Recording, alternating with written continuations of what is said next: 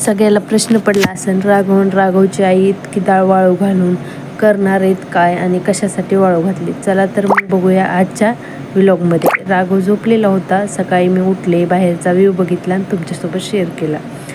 सकाळी किती प्रसन्न वाटतंय ना. तेवढ्यात मग आपले राघव उठले आणि त्याचं वहिनीसोबत खेळणं चालू होतं. कारण आज वहिनीला जायचं होतं अकॅडमीमध्ये.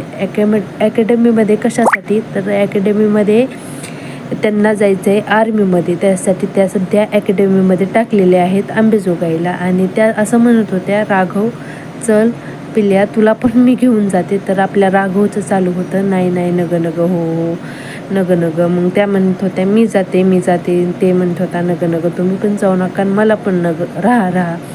तर बप्पा होते, बप्पाचं नाहीचं वाघाला खेळवणं चालू होतं सकाळी. मग बप्पानी वाघाला टोपी घातली, त्याला आणलेला चष्मा घातला. तेवढ्यात मी आले, मग मी व्हिडिओ काढल्यानंतर मग आपला राघव जे आहे ते चहा करण्यात मग्न झाला होता. कारण वहिनीला अकॅडमीमध्ये असल्यामुळे चहा येत नव्हता आणि ते शिकवायला होता. मग त्याला एक जुनं खेळणं सापडलं. जुनं खेळणं म्हणजे ते त्याच्या आजीनी त्याला गावावरनं आणलं होतं, पण ते तुटलं होतं म्हणून मी टाकून दिलं होतं. आणि ते अचानक कसं काय की आज त्याला सापडलं आणि ते खेळायला होता. कारण त्याची जी दांडी होती ती मोडली होती म्हणून मी ते टाकून दिलं होतं.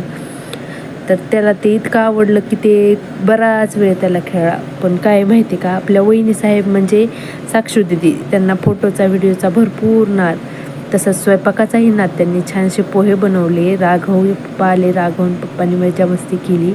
राघव झोपला. तोपर्यंत एक काम होतं ते मी उरकून घेतलं, उद्यम रजिस्ट्रेशन डाउनलोड करून द्यायचं.